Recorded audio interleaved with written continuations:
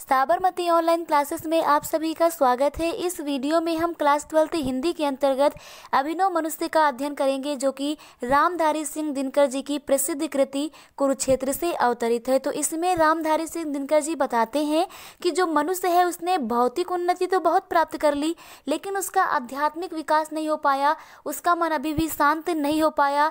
तो यहाँ पर बताया गया कि जो मनुष्य है ना, उसके लिए जो भौतिक वृद्धि है, भौतिक विकास है, वो व्यर्थ हो जाता है यदि उसका आध्यात्मिक विकास नहीं हुआ है। तो चलिए पंक्तियों के माध्यम से समझते हैं।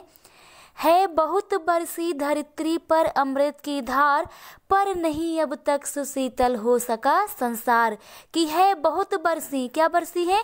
धरित्री पर, यानी धरती पर अमृत की धार, कि इस धरती पर अमृत की धारा बहुत बरसी है, यानी इस धरती पर जो लोग रह रहे हैं उनके लिए, उनके जीवन यापन के लिए सभी बहुमूल्य वस्तुएं उनको प्राप्त हुई हैं, पर नहीं अब तक सुशीतल हो सका संसार। लेकिन अब भी ये जो संसार है ना, ये सुशीतल नहीं हो सका, यानी इसकी इच्छाएं शांत नहीं हो सकी हैं, यहाँ जो लोग हैं उनकी इच्छाएं शांत नहीं हो सकी हैं। तो इस धरित्री पर, धरती पर अमृत की धार अर्थात महात्माओं के जो उपदेश हैं वो इस धरती पर बहुत दिए गए हैं, पर नहीं अब तक सुशीतल हो सका संसार। लेकिन इस संसार में जो लोग हैं उनकी इच्छाएं अभी तक सुशीतल नहीं हो सकी हैं, शांत नहीं हो सकी हैं।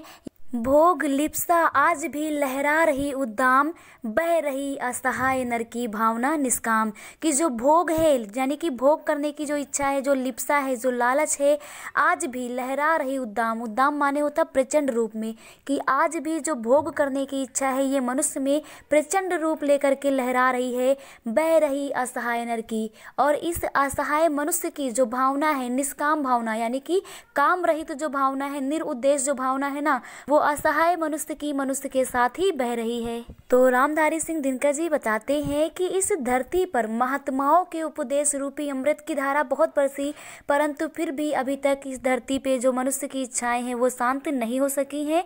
भोग लिप्सा, यानी भोग करने की जो इच्छा है, जो लालच है, उसने मनुष्य के अंदर प्रचंड रूप ले लिया है, और इसी के साथ में, यानी लालच के साथ में ही जो असहाय मनुष्य है उसकी निष्काम भावना भी उसी के साथ में बह रही है। यानी कि जो लोग धनी है ना, उनकी जो आवश्यकताएं हैं वो बढ़ती जा रही हैं। तो ये यहाँ पर बताया गया है। नेक्स्ट देखते हैं। भीम हो अथवा युधिष्ठिर, यह की हो भगवान, बुद्ध हो कि अशोक, गांधी हो कि यीशु महान।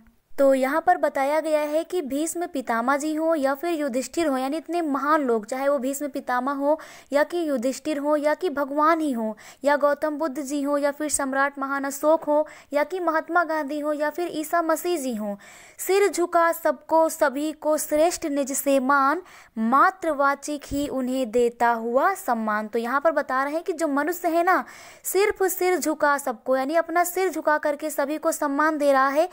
मात्र वाचिक, वाचिक माने वाणी से, मात्र केवल वाणी से ही उन्हें देता हुआ सम्मान, यानी मनुष्य केवल अपनी वाणी के माध्यम से ही उन्हें सम्मान देता है।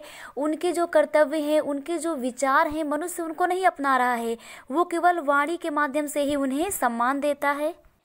आगे है। दग्ध कर पर को स्वयं भी भोगता दुखदाह, जा रहा मानो चला अब भी पुरानी राह। दग्ध करके यानी जला करके, पर को यानी दूसरे को, कि जो मनुष्य है वो दूसरों को कष्ट पहुंचा करके स्वयं भी भोगता दुखदाह, स्वयं भी कष्ट को, दुख को भोग रहा है। जा रहा मानो चला अब भी पुरानी राह। ये जो मनुष्य है, आज का मनुष्य है, ये दूसरे को कष्ट दे करके स्वयं भी कष्ट भोग रहा है। मनुष्य अभी भी पुराने ही पथ पर चलता जा रहा है, अर्थात मनुष्य के अंदर ईर्ष्या द्वेष भरा हुआ है अब भी। आगे देखते हैं। आज की दुनिया विचित्र नवीन, प्रकृति पर सर्वत्र है विजयी पुरुषासीन। है बंधे नर के करों में वार विद्युत भाप, हुक्म पर चढ़ता उतरता है पवन का ताप। कि आज की जो दुनिया है वो विचित्र है, अद्भुत है, नवीन है। कि आज की जो मनुष्य की दुनिया है ना, ये अद्भुत है, ये नवीन है। प्रकृति पर सर्वत्र है, यानी जहाँ जहाँ प्रकृति मौजूद है वहाँ पर विजयी पुरुष आसीन, आसीन माने बैठा हुआ है। कि प्रकृति पर सर्वत्र मनुष्य ने विजय प्राप्त कर लिया है। बंधे नर के करों में वार विद्युत भाप, कि मनुष्य के हाथों में, कर माने क्या होता है? हाथ। कि है बंधे रहे नर के करों में, कि मनुष्य के हाथों में बंधे हुए हैं क्या चीज, वारी विद्युत भाप। वारी माने होता है जल, यानी कि जो जल है, जो विद्युत है, बिजली है, जो भाप है, ये मनुष्य के हाथों में बंधे हुए हैं। हुक्म पर चढ़ता उतरता है पवन का ताप, और जो पवन है, जो वायु है, इसका तापमान मनुष्य के आदेश पर चढ़ता बदलता है। यानी कि मनुष्य जो है वो ठंडी में गर्माहट का मजा ले रहा है और गर्मी में क्या कर रहा है, ठंडेपन का आनंद ले रहा है। क्यों? क्योंकि मनुष्य ने प्रकृति पर विजय प्राप्त कर ली है, अर्थात आज का जो युग है वो विज्ञान का युग है नहीं बाकी कहीं व्यवधान, लांग सकता नर सरित गिर सिंधु एक समान, कि है नहीं बाकी कहीं व्यवधान, अब कहीं भी कोई भी रुकावट, कोई भी समस्या नहीं है। लांग सकता यानी पार कर सकता है नर यानी कि मनुष्य, सरित सिंधु, सरित गिर सिंधु एक समान, यानी कि नदी और पर्वत को और समुद्र को मनुष्य एक समान रूप से आज पार कर सकता है। अर्थात मनुष्य के लिए नदी को, पर्वत को और समुद्र को पार करने में कोई भी बाधा नहीं है। शीश पर आदेश कर अवधार, प्रकृति के सब तत्व करते हैं मनुष्य के कार्य, कि शीश पर रख करके आदेश को, कि जो मनुष्य का आदेश है इसे अपने सराखों पर रख करके प्रकृति के सभी तत्व, यानी प्रकृति में जितने भी तत्व मौजूद हैं ये मनुष्य के कार्य कर रहे हैं, ये मनुष्य के कार्य को करते हैं। मनुष्य आदेश देता है और ये सभी जो प्राकृतिक तत्व हैं ये मनुष्य का कार्य करते हैं।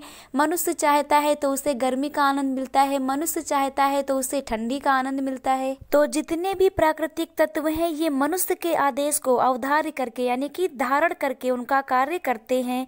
मानते हैं हुक्म मानो का महावरुणेश, और करता शब्द गुण अंबर वहन संदेश।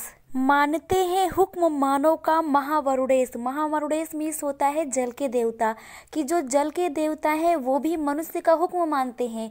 अब जहाँ वर्षा नहीं होती वहाँ विज्ञान के माध्यम से कृत्रिम वर्षा करा ली जाती है, तो वही कहा गया है कि मानते हैं हुक्म मानो का, कि जो मनुष्य का हुक्म है उसे वरुणेश भी मानते हैं, जल के देवता भी मानते हैं।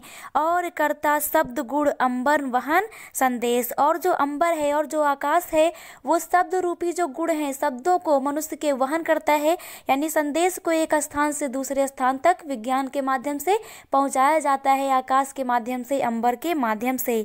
नव्य नर की मुष्टि में विकराल हैं सिमटते जा रहे प्रत्येक क्षण दिक्काल। तो यहाँ पर कहा गया नव्य नर की यानी नवीन जो मनुष्य है उसकी मुष्टि में यानी उसकी मुट्ठी में विकराल है, यानी उसकी मुट्ठी जो है ना वो विकराल है, वो विस्तृत है, दीर्घ है।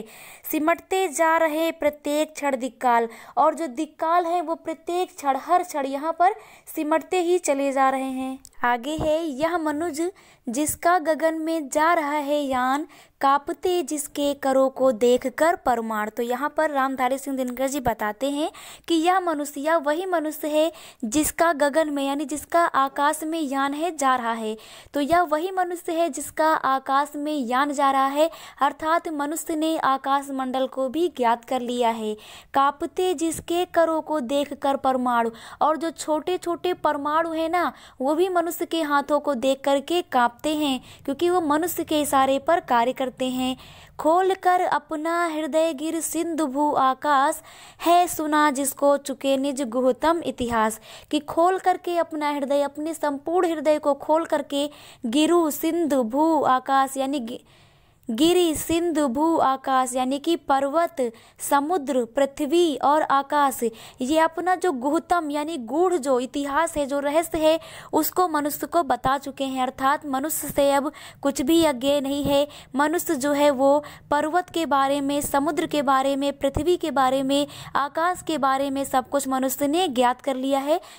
अब कुछ भी अज्ञेय नहीं है। तो इसके आगे का हम पार्ट 2 में कवर करेंगे। Thank you.